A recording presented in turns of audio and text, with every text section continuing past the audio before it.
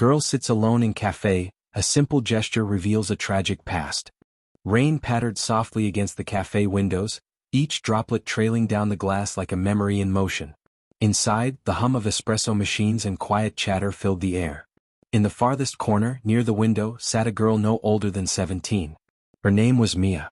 Dressed in a worn hoodie and faded jeans, she sat still, eyes fixed on a half-empty cup of tea, her fingers anxiously tracing the rim.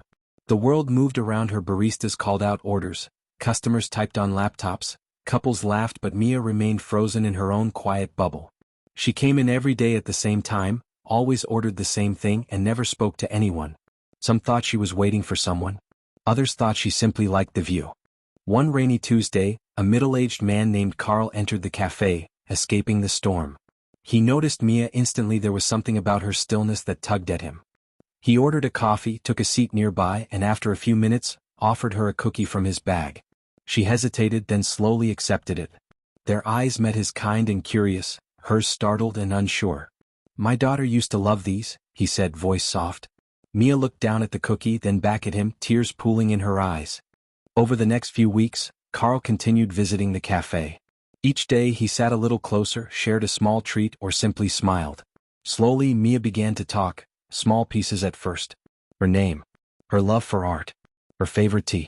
Then one day, as Carl mentioned losing his daughter to a car accident years ago, Mia finally opened up.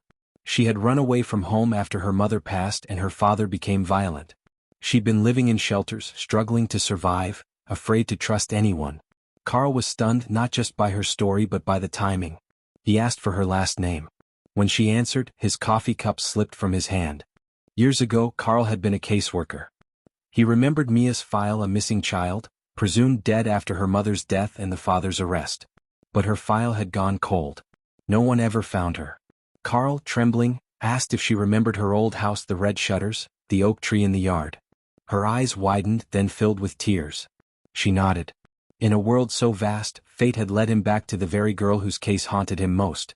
With Carl's help, Mia was reconnected with support services, placed in a loving foster home, and eventually enrolled in school again. The cafe, once her place of silence, became a symbol of rebirth. Carl visited her often, sometimes bringing a sketchbook or new teas to try. She began to draw again. Her favorite was a sketch of the cafe window with 2 cups of tea and a single cookie between them. A full cup. Mia, once a ghost among the living, found warmth in a stranger's kindness. Carl, once burdened by loss, found healing in giving. 2 broken souls met in the rain and from that moment began to rebuild. Because sometimes the smallest gesture reveals the deepest scars and starts the greatest healing.